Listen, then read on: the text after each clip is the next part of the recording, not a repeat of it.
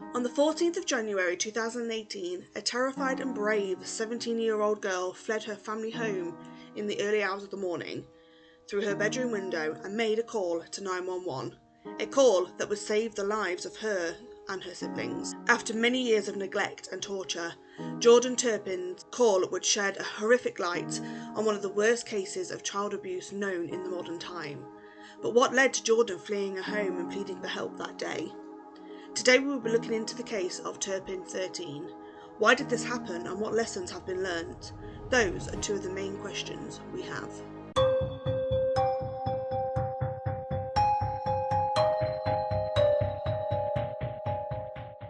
Hello my loves and welcome back to my channel. For those of you that don't know, my name is Sally and what we do here is we look at true crime cases, mysteries, missing people, urban legends, scary stories, anything that really takes my fancy, and then I film it, upload it, and hopefully we start a discussion in the comment section down below. If you think that is something that you can be interested in, or maybe you're just slightly obsessed with crime, or maybe you just like my British accent, then please feel free to subscribe, like, comment, and hit that bell button to notify you whenever I upload a video. It's normally Sundays for my Slaughter Sunday series, but who knows at this point. I got a lot going on. So if you hit the bell button, at least you'll be notified when I upload. I'm a bit all over the place, but at least I'm honest. And a final thing, please remember to be kind in your comments. I don't want to see no trolling, no hate, no criticising other people. Everybody has their own opinions. Everybody is allowed their own opinions, but there are certain ways to go about it. I also do need to address some of my older videos. Obviously, when I first started out my channel, I wasn't great at this, and I'm still not great at this, and it's all still a learning process for me. I don't have millions of subscribers, so it's not something I thought I would needed to have worried about, but I have been getting a lot of comments about my inverted commas sound quality, which I have addressed in hundreds of videos, like I've done hundreds of videos in many of my videos. So, you know, give me a break, guys. Yes, my sound quality wasn't great. Hence why now I am off camera and I'm only using a microphone, because then I don't have to worry about filming and my sound quality. I'm just focusing on sound quality because this is what the people want, apparently. But yeah, what I'm saying is, before I went off on my tangent, was please remember to be kind. It costs absolutely nothing to be kind. Okay? So today we're going to do something a little bit different. We're going to talk about the case of the Turpin 13. This is one of the cases that I actually saw a few years ago. I think it was actually when we was in lockdown. And it really piqued my interest. And for some reason, I had never heard of this case before, but apparently I should have, because it has been massive since it happened. But I didn't hear about it. But today we're going to talk about it anyway. This is a case that I personally do find quite hard to talk about. It's a case of obviously very bad abuse, and it's awful. So that's all the boring stuff out the way. So let's get started on today's case, where, like I've said, we'll be looking at the case of the Turpin 13, and it's a case that is very difficult. But to talk about what happened to these 13 beautiful and innocent children, we need to look at the people who put them in danger in the first place. David Allen Turpin was born on the 17th of October 1961 in Princeton, West Virginia, to parents Betty and James Turpin. By all accounts, David appeared to have a relatively normal childhood. Not much can be found online, apart from the fact that his family were religious. He attended Princeton High School, where he was very active in several of the school clubs, which included Bible studies, chess club, science club, and he was also involved in the a cappella choir, which just always reminds me of Pitch Perfect. But he certainly wasn't popular by any means, and a lot of his peers didn't actually like him very much. After leaving school, he attended Virginia Tech University in Blacksburg, Virginia, where he studied electrical engineering. And for those of you that don't know, electrical engineering, there can be a lot of money in that. He's described as people that knew him as an intelligent man, but he was a loner. After university, he got a really good job as an engineer at a high-profile technology company, as I said, the types of jobs you can get from electrical engineering degrees can be well paid, and David was actually earning a 6-figure salary by the time he had his third or fourth child. Louise Ann Turpin, formerly Robinette, was born on the 24th of May 1968 in Princeton, West Virginia. She is the oldest of 6 children to Phyllis and Wayne Robinette, and the whole family were very religious. Her father Wayne was a preacher and her mother was a church choir singer, but her mother also worked part-time as a cashier at Walmart. Unlike David, whose childhood appears completely normal, almost boring to some extent, Louise's childhood was horrendous, and there's no other way to put it. Herself and her sisters were sexually abused by their maternal grandfather from the age of 4 or 5, but it wasn't only them. Their mother, Phyllis, was also abused by her own father, and he continued to abuse her right up until the day he died. Louise was an extremely innocent child, but she was extremely protective of her siblings, especially her sisters. She would often sacrifice herself for her sisters, in terms of if the grandfather tried to choose one of her sisters to abuse that day, Louise would always put herself forward so her sisters didn't have to go through that. She protected them from harm as much as she could. She even protected them when her parents would fight and argue, which they did often. They were in a very abusive and aggressive relationship, and Louise would always protect her sisters from this, which I think is another thing that makes this case completely shocking, because it appears that she would die for her sisters, but then wanted to kill her own children, and it just doesn't make any sense. When Louise turned 15 years old, she met a now 22-year-old David at their local church. The couple, despite the age gap, fell in love quickly, very quickly, but they had to keep their relationship secret for obvious reasons. Paedophilia, for one. David was much older than her. She was under the age of 16, so they had to keep the relationship secret from everybody. Eventually, though, her mother Phyllis did actually find out about this relationship, and shockingly, she didn't seem that bothered. She apparently told herself that David was a good Christian man with a good Christian family, but she did tell them not to tell Louise's father Wayne, because he wouldn't understand the way that she did. In January of 1985, David, who was now 23, went to Princeton High School, where he used to attend, and where Louise now did. She was in one of her final years, and somehow he managed to convince the school to let him sign her out of school for that day. Louise was excited and happy to leave, and she left with David of her own accord. The couple got into his car and headed south towards Texas, planning to elope once they arrived and planning to live there. But by the time they actually got to Texas, Louise's parents had found out that she had run away, and they obviously called the police. The police did find the couple, and they did bring them home without incident. There didn't seem to be any fight about coming home. Once back, Wayne, obviously now knowing about the relationship, again, surprisingly, he was not upset either. He was more upset that his wife had kept this a secret from him in the first place, which boggles my mind. Realising there was absolutely nothing they could do to stop the couple being together, they decided to allow them to marry when Louise turned 16. So, on the 11th of February 1985, in a small ceremony surrounded by friends and family, I say friends, didn't really have any friends, David and Louise married in Pearlsburg, Virginia. The first few years of marriage for the couple appeared to be happy, normal. David had a good job and Louise was happy to be away from her abusive home for obvious reasons. And 3 years after marrying, in 1988, David and Louise had their first child, a daughter. The following year, they moved to Fort Worth, Texas, after David got a new job, and this is the job that paid him 6 figures. They were making a decent amount of money. They had their first baby, they seemed happy, everything was just going well for the Turpins. Their new house was in a modern and nice neighbourhood called Meadow Creek, and it was a home that made Louise immensely proud, and she would happily invite her entire family to stay for weeks. When her family came, she would splurge on meals out, day trips, showing off her wealth. The couple would literally pay for everything, and in later interviews, her sisters would say it was almost as if she was bragging to them about all this money and all this stuff that she had.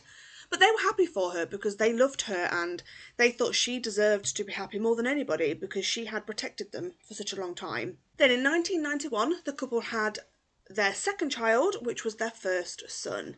And by 1992, behind the scenes, David and Louise were struggling financially, something they would hide from everybody. The situation was actually so bad that they had to file for bankruptcy later that year. But that didn't stop them spending. In fact, it made Louise spend more. They would brag about their perfect life and their perfect 2 children. They would go on days out, they would go to trips, they would go to water parks. They just lived this well-off lifestyle. I wouldn't consider them to be living a rich lifestyle, but they were living a well-off. They seemed comfortable and everybody seemed happy. In 1993, they welcomed their third child, which was another daughter.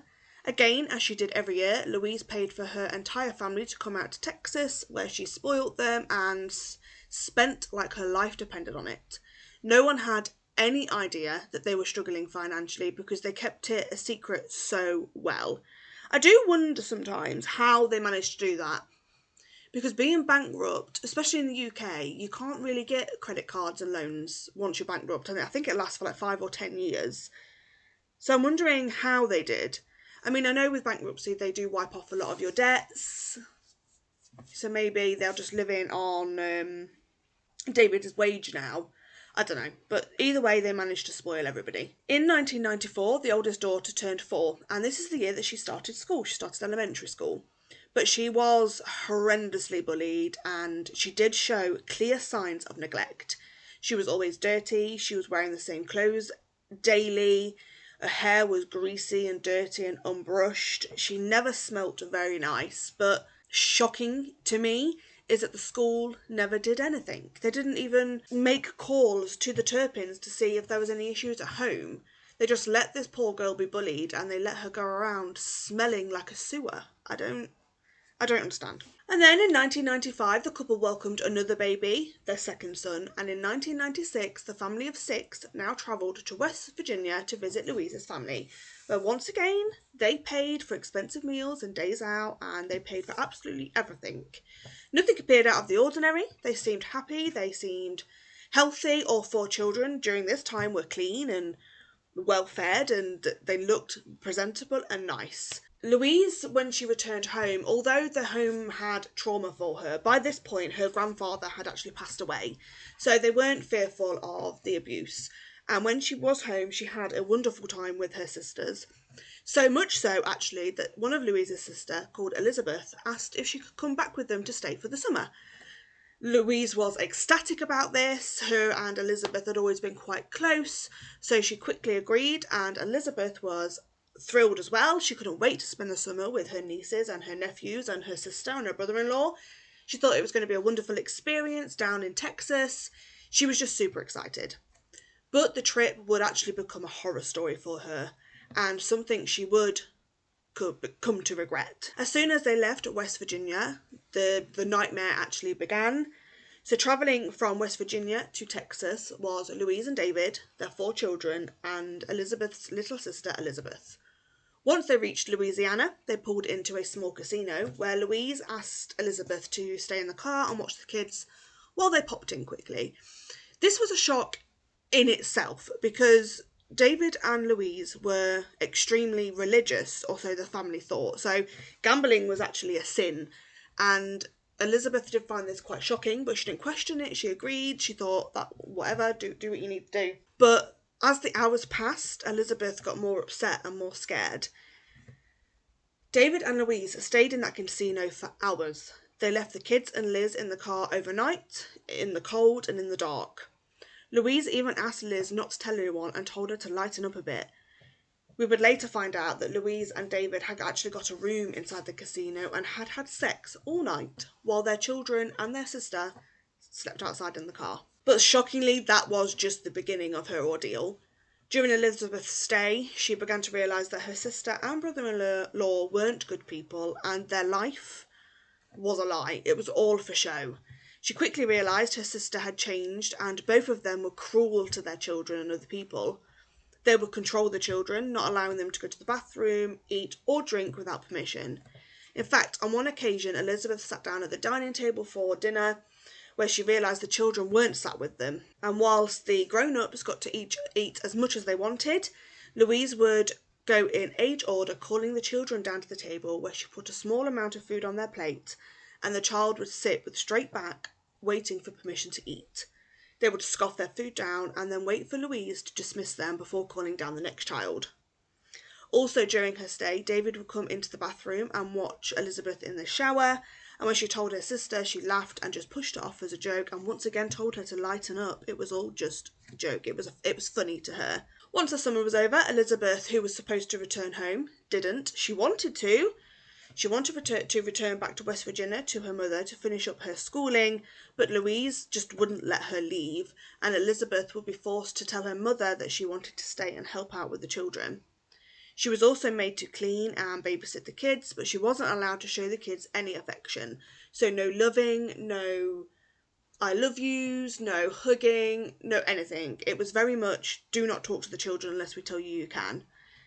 Elizabeth also wasn't allowed to have boyfriends or friends at this time. She wasn't allowed to attend school, and initially she wasn't allowed to even get a job. But eventually the Turpins realised that they needed some more money coming in to help them live this fake life that they had. So they did allow Elizabeth to get a small part-time job, and she was also allowed to enroll in college. But Louise and David would drop her off and pick her up and monitor her interactions with people around her. They took all of her money the moment she was paid and made it very difficult for her to be on time for college or to complete work. In fact, it is said that sometimes David and Louise would sit outside of her workplace or outside of the college to make sure she wasn't talking to anybody she shouldn't be. After a few months, though, Elizabeth did meet a boy and started a relationship with him in secret. I don't know how she did it, but she did. Until one day when Louise saw her with him in the street. Louise marched up to her sister, screamed in her face for being disrespectful, and immediately kicked Elizabeth out of their home. And Elizabeth would never return. In a way, this was a kind of blessing, but in another way, she was a long way from West Virginia, and there was no way she could find a way home, so she was homeless. Luckily, her boyfriend at the time did put her up and kept her safe for a while until she could move on with her life. In 1997, the Turpins had their 5th child, which was another girl, and then in September that year, their oldest daughter returned to school. She returned, obviously, to grade 1. She was still showing the signs of neglect, and at one point, she was even sent to the principal's office after she made indications to her teacher about sexual abuse at home. But once speaking to her, nothing was done, and she was just sent back home to her parents. Insert eye roll. In 1998, the 6th Turpin child was born. The family was still struggling financially, massively, but that didn't stop them having more children. Why? Well, they claimed that God told them to have children, and when they were supposed to stop, they would stop. They didn't use protection, they didn't try not to get pregnant, so, because apparently it was God's wish. Spring of 1999, the oldest daughter was now 10 or 11. She was pulled out of school officially. She was the only child to ever attend school in the first place. But David and Louise would tell everybody that they had decided to homeschool their children, a fact that we later find out wasn't true. They didn't teach them anything. Not long after this, Louise gave birth to baby number 7, and during this time the family also moved house. For many reasons, one of them probably being that they were afraid they would have to have an inspection in order to homeschool, and the other reason was because they lost their home due to no payment of rent. That's probably the biggest reason. They moved to Rio Vista, Texas, which is located in Johnson County. It was a small place of only 656 people in 1999, located about 40 miles away from their previous home. It was quiet, it was extremely remote, somewhere that they could definitely fly under the radar. Once they left their old home in Fort Worth, the new owners took over a few weeks later, and what awaited them was horrendous. Now, we don't know if the home was left in this state intentionally by Louise and David because they were disgruntled about being kicked out in the first place, but the house was a mess. It was dirty, it smelt awful, there was stains all over the house, there was urine and excrement in the gardens. It was just a complete and utter state. And like I said, we don't know if they actually did this intentionally because they were mad, or if this at the time was just generally the way they lived. Knowing what we know now, in hindsight, I would go with the latter, I think. In the following years, 5 more children were born. A baby was born in 2001, 2003, 2004, 2006, and 2007, bringing the children to a total of 12, and this included 3 boys and 9 girls. Moving to Rio Vista and living so remotely seemed to be where the abuse went up a notch. The children were now being physically abused, slapped, choked, whipped with belts as a form of punishment. They weren't allowed to eat, drink, go to the bathroom, and if they did, they would be severely punished. They would only be allowed to shower once a year, and they were fed only bologna and peanut butter sandwiches once a day. David and Louise would make pies and steaks and just leave them around the house to tease the children. They would also then go on to eat these foods in front of them and force them to watch. Not surprisingly, Louise stopped letting her family come and would only talk to them over Skype. The children were allowed to have contact with their family, but they were only allowed to talk briefly on Skype in a darkened room, and their parents, one of their parents, Louise or David, would have to be in the room at the time. By 2008, David and Louise appeared to become even more unhinged. Louise would still talk to her sister Elizabeth over the phone and Skype after Elizabeth decided to forgive her sister because maybe her sister was going through something, but she never forgot what happened. Louise told her that she and David didn't go to church anymore and were heavily involved in swinging. They would leave their children at home and go to hotels to meet strangers who they had met online. Further to this, Louise told Elizabeth that she was having affairs, but David knew about them. In fact, he arranged most of them and would watch.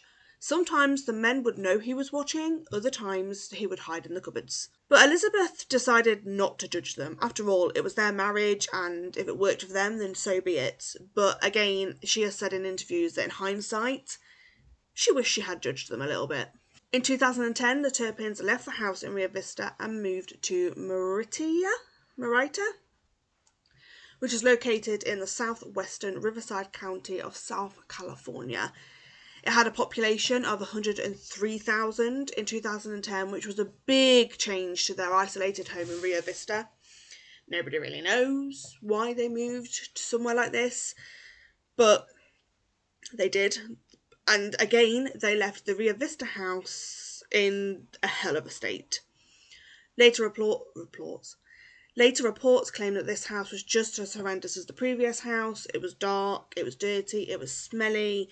It would also later be discovered that when the home was cleaned up by the new owners, they found ropes and chains in the children's bedroom.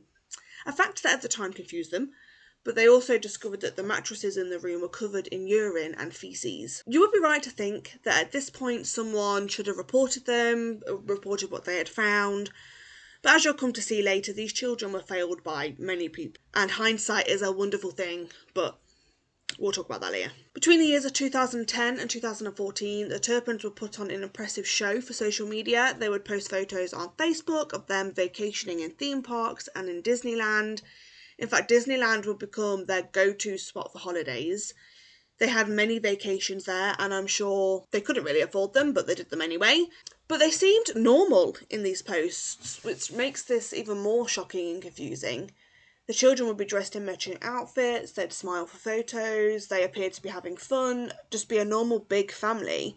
There was no signs of abuse at this time, but then why did they treat the children to holidays, is my question. Some people say it was probably for guilt from the way they treated them, but that seems very unlikely. It's more likely it's because they wanted to go and didn't want to be asked questions about where their children were and why they'd left them behind. Because, as we obviously know, it's all about appearance with the Turpins. But also this year is when Louise stopped talking to her family physically. She would send them photos and keep them updated, but she would always ignore calls and Skype videos. When they moved to California, David realised that homeschooling the children was actually illegal, a fact that he couldn't ignore. There was no way he wanted them to go to school, and he didn't want anybody coming to the house for obvious reasons. So David, being the intelligent man that he is, found a loophole. He created a private school called Sandcastle Day School that he ran from his house. He was the principal, and 5 of his children were officially registered pupils. All he had to do was complete a Department of Education affidavit and say his children were enrolled full-time. But surely he would need a home inspection for this, right? Wrong! Due to the fact private schools weren't in the jurisdiction of the Department of Education, they didn't and couldn't do home checks. I mean, I said David was clever, but unfortunately he was evil and clever, so this is another way he got away with abusing his children and nobody discovering it. In 2014, the family made the decision to move once again. This house would become their final house, located in Perrys, California, 160 Muir Woods Road to be exact. This would be the very house where the Turpin's dark secrets would finally be released. This new family house was in a suburban neighbourhood. It had green lawns around them. There was some houses with white picket fences. It was your run-of-the-mill house with neighbours on either side and other families around them. From the outside, this house looks completely normal, just a place where you would raise your family. But by now, the abuse was the worst it's ever been. Louise and David were now more violent and aggressive to their children than ever, and it's probably because they got away with it for so long. The children would be tied to their beds with rope, and if they tried to escape the ropes, or if they did something they shouldn't be doing, they would be chained using chains and padlocks instead. They were made to spend 20 hours each day in their bedroom where it was dark and stuffy and just gross. They were still being starved and taunted by their parents and would be forced to urinate and defecate on their beds. In 2015, Louise gave birth to her final child, a daughter. Now, this daughter would be treated like a queen. For whatever reason, they decided the youngest wouldn't be abused or mistreated. I personally think that the abuse of any of their children didn't start until they were a little bit older. So maybe 3, 4, 5 years old is when they actually started abusing their children. I don't think this baby would have been safe.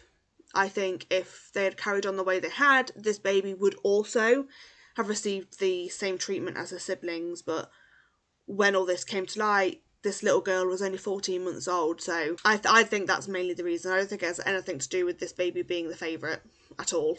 That same year, so in 2015, the entire family travelled to Las Vegas, where Louise and David had a wedding ceremony to renew their vows. There's lots of footage of this online. I'll try and post them in here if it's not copyrighted, but if not, I'll leave a link down below. Song is from the 1950s. And would the children please join me down front? Yeah. Oh yeah.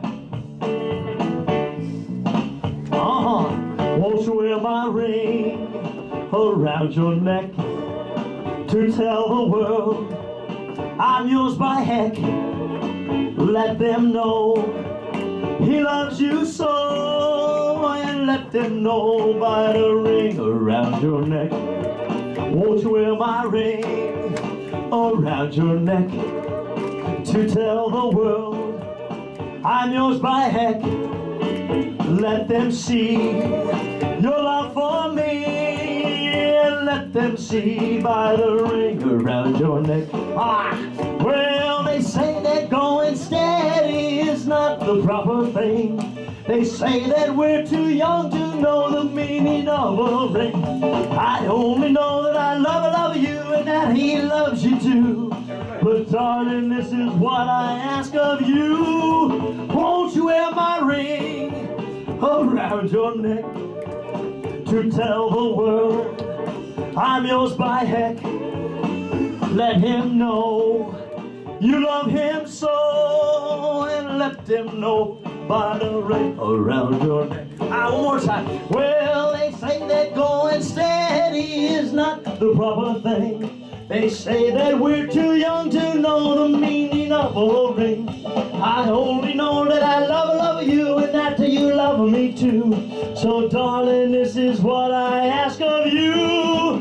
Won't you wear his ring around your neck to tell the world you're his by heck?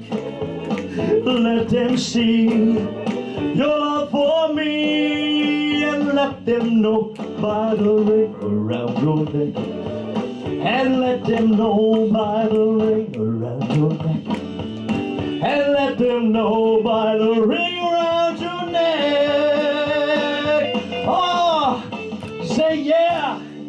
Yeah. Yeah. Yeah. Yeah. Yeah. Yeah. Yeah. Over here. Yeah, right there. Yeah. Yeah. Yeah. Yeah. Yeah. Yeah. And yeah. Yeah. One more. Go. One more. Yeah! David, God bless you. Congratulations. Louise, congratulations. Once again, say hello to everybody watching. Thank you, ladies and gentlemen. David, a kiss for your wife. Yes. And then you two down that aisle. Ladies and gentlemen, 30 years and 1, 2, 3, 4, 5, 6, 7, 8, 10, 11, 12, 13. It's lucky 13. But wait. 9 more months. Come back. Ladies and gentlemen, thank you so very, very much. Elvis has left the building. Will. Son, come here. My birthday buddy. Will. Say Elvis has left the building. Elvis has left the building. Yes! Thank you. Because I got a woman. California. California, thank you.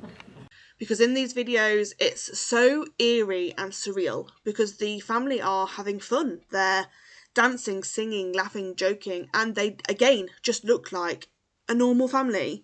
Knowing what we know now, though, the video is terrifying. Maybe not terrifying, but it makes you feel weird inside. It makes you feel really, really strange. So on Sunday the 14th of January 2018, 6 a.m, George and Turpin, in one hand clutching a deactivated mobile phone, used her other hand to pry open the bedroom window. The cold morning air would fill her lungs. Accompanied by her 13-year-old sister, she climbed out the window as quietly as she could. Both, who were severely malnourished, skinny, gaunt and weak, certainly smaller than they should be for their age. It was dark and chilly outside, but Jordan didn't care. An eerily quiet and still morning, they stood on the grass, their bare feet cold and wet from the early morning dew. Her 13-year-old sister, too scared to go on, climbed back in the window, leaving Jordan alone. But she didn't care. She couldn't care. She knew this was her only chance. She had been planning this for 2 years. She couldn't go back now. Moving as fast as she could, she made her way down the street and around the corner, where she stopped and with shaking hands dialed 911. The call appeared to be made by a small child. Jordan told dispatchers that her and her siblings were being abused and she was worried one of them might die. Based on the information she gave, a police car with 2 policemen was sent out to her address. She waited for them outside the house, holding her breath and terrified her parents would see. Once they arrived, they found Jordan outside in her nightdress and bare feet. When she told them she was 17, they thought she must be mistaken. She was so small, they estimated her age to be about 11 or 12, and she smelt awful, a fact the police couldn't ignore and still to this day remember that smell. Not only did Jordan escape and call for help, she also had taken photos of the house and the conditions in the house on her phone. They recalled in horror seeing these and immediately knocked on the door. Louise answered, clearly sleepy after being awoken, and she seemed confused and couldn't understand why the police were even there.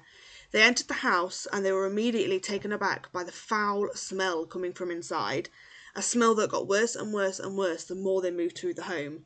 The scene they were met with made them feel physically sick to their stomachs, a truly horrific sight. Upon entering the children's bedroom, they noticed that 3 of the children were shackled to bed with chains, and the bedroom was filled with urine, poop, rubbish. The mattresses were covered in fleas, and dead pets were scattered all over the house, clearly left where they had died. All 13 children were immediately removed from the house and taken to hospital. 12 of the children, not including the baby, were all very, very, very tiny. None of them looked to be any older than the age of 13, despite the fact the eldest was now in her 30s. At 9 p.m. that evening, both Louise and David were arrested on suspicion of child abuse and torture, where 4 days later they were charged with 12 counts of torture, 7 counts of abuse of an independent adult, 6 counts of child abuse/neglect, 12 counts of false imprisonment. David was further charged with one count of a lewd act on a child under the age of 14. Both David and Louise pled not guilty at this point. So, yeah, the house was absolutely disgusting, and the children were so malnourished and so tiny. The damage that was done to them in some ways is irreversible. Also, a lot of the children cried when being removed from the home. They cried for their mother and father because they knew no different. But the Riverside County District Attorney later on that day made a news conference where he detailed the abuse, and the abuse is as followed. Being tied up with rope in dark, filthy conditions, where if they escaped, parents would use chains and padlocks instead. Physical abuse, slapping, strangling, being thrown down the stairs. Only being allowed to shower once a year. Taunted with food that they were not allowed to eat. Relentlessly starved. The oldest daughter was only 82 pounds at the time of her rescue. Nerve damage as a result of a prolonged physical abuse. Many of them were cognitively impaired and lacked basic understanding of everyday things, such as what the police are and what medicine is.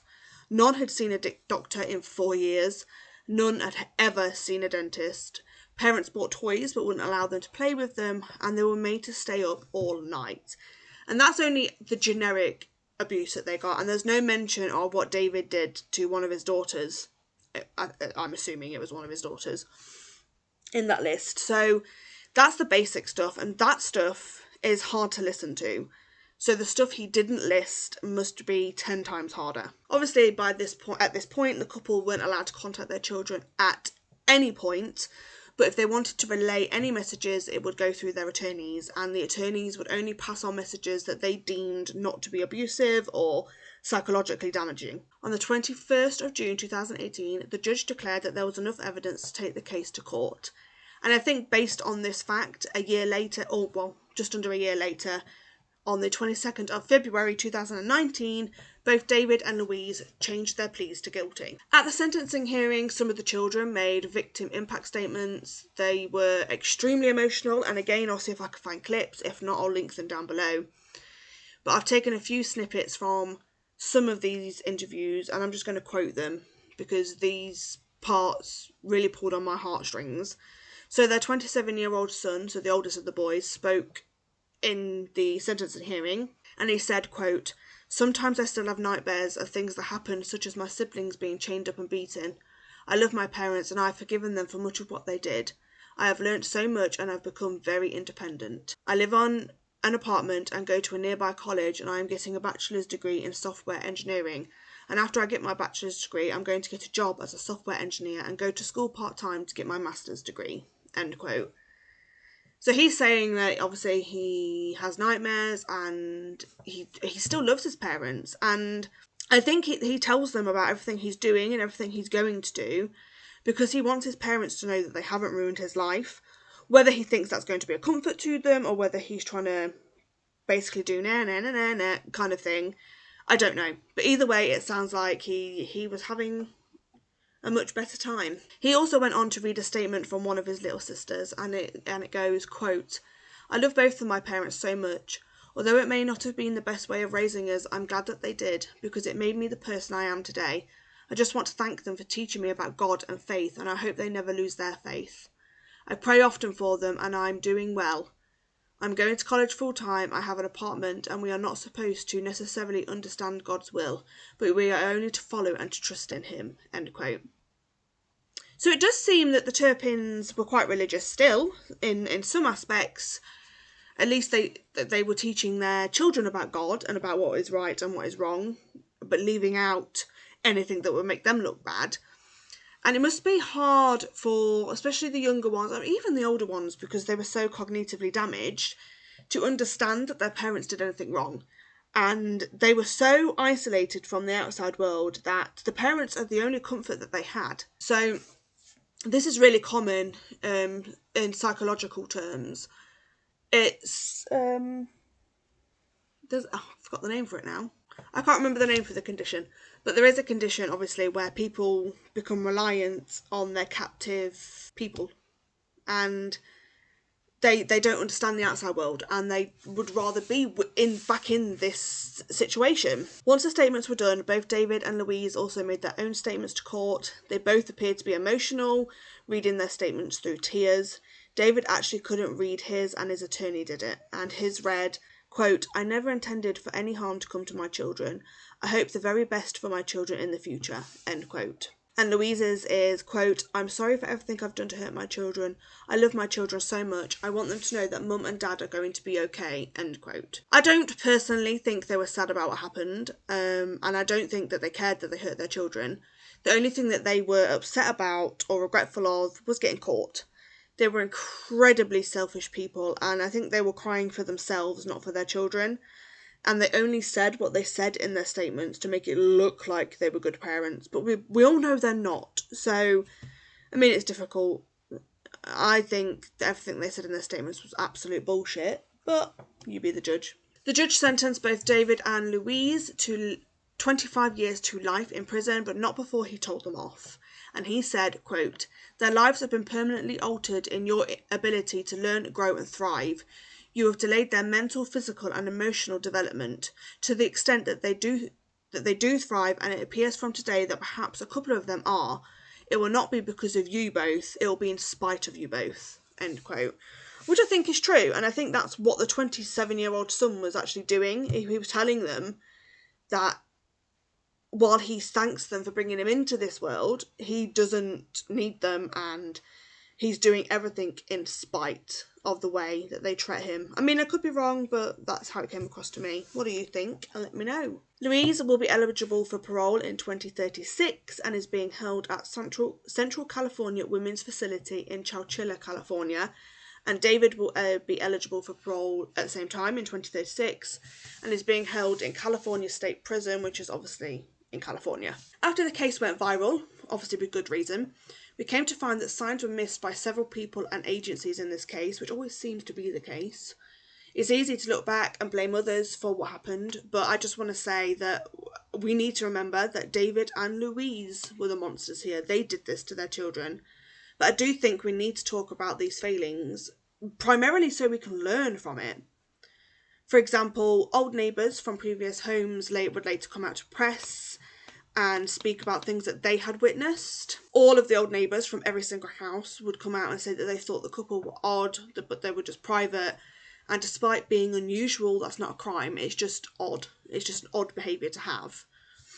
However, when the family lived at Rio Vista, that house that was really, really remote and nobody was close to them, there was a family near them, but not that close. But this family also had some children who were similar ages to some of the Turpin children, and initially they were allowed to go and play with the Turpin children when they first moved in. But over time, the Turpins would begin to withdraw, and it was noticed that they would be up in the night doing chores, marching outside, walking around in circles, and the house would be completely silent all day.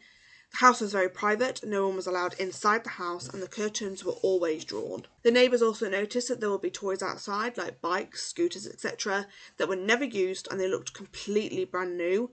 They even witnessed the children going through the bins, and it appeared that the children were looking for food.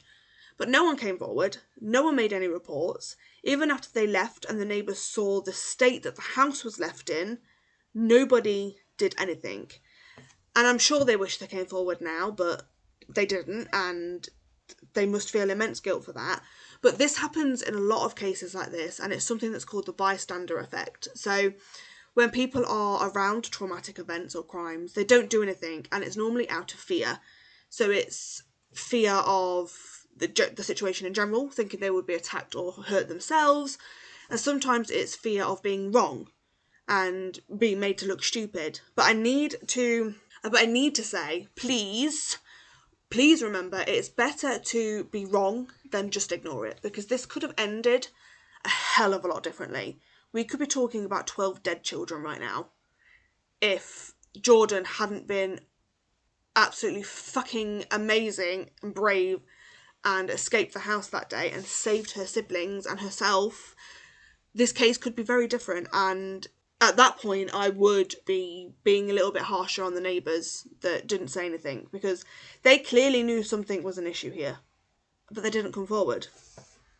But again, we can't blame the neighbours. The main responsibility lays with the parents. The school where the eldest went clearly dropped the ball as well. They have a duty of care to their pupils, and the fact that they now say that she was showing signs of abuse, it seems illogical that they didn't do anything at the time. Even when she indicated sexual assault, they didn't call anybody.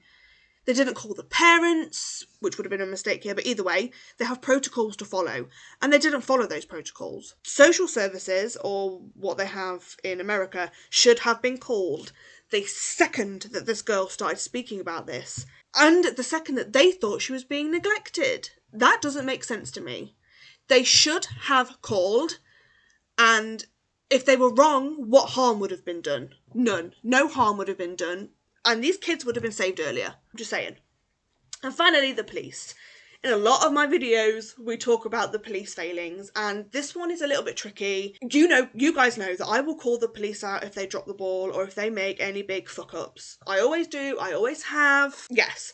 But in this case, it's a little bit difficult. One thing I will say is that we later did find out that the police did visit the house of the Turpins when they lived in Rio Vista twice, but not for allegations of abuse. The first time was because their 4-year-old daughter was bitten by a dog at the time, and the second time was they went to the home because the Turpins' pet pig, yes, pet pig, once escaped from their garden and proceeded to break into a neighbour's garden and ate 55 kilograms of dog food. But the Turpins replaced the dog food and all parties moved on in this case, and the police were never called again. Whilst the police obviously couldn't have known about the abuse and had no reason or warrant to enter the house at this time, it still doesn't make it any less frustrating. It is still really, really annoying.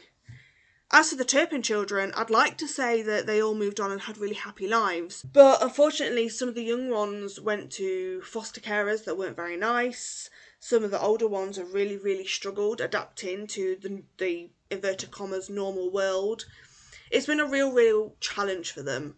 But some of them have gone on to do wonderful things, like Jordan Turpin and a couple of her sisters have done interviews and made money to help charities that help with this kind of thing. They're also advocates for recognising signs of child abuse and things like that.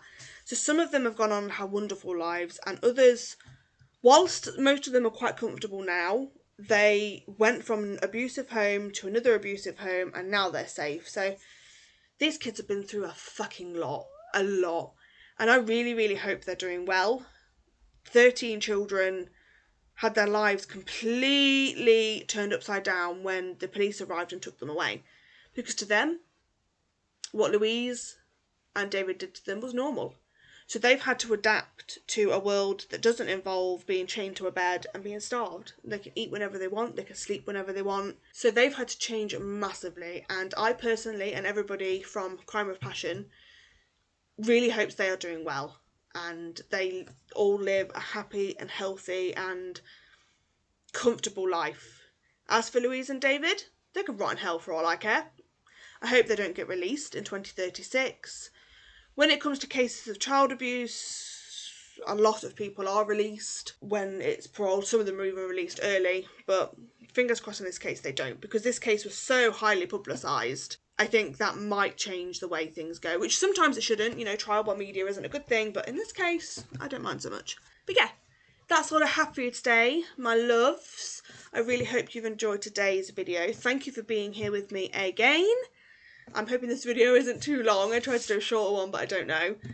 If you've stuck here right until the end, that's fantastic. Don't forget to subscribe, hit the bell notification to be notified, like, comment, share my video if you think it's worth sharing. That would be absolutely fantastic. I'll link all my social medias down below. My Facebook page, Passion of Crime, is doing quite well right now, and I post on there more regularly, so if you want to head over there, you can. I do have a Twitter page. I don't use it very often because I'm not a big fan of Twitter, but I guess that's the thing I'm going to have to do. Also, I have started quite a few videos on TikTok, so if you want to go over there and check out those. At the moment, I'm doing 5 facts about serial killers that you might not know, and I'm having real fun, weirdly, doing that. But anyway, I'm rambling now. I hope you have a wonderful day.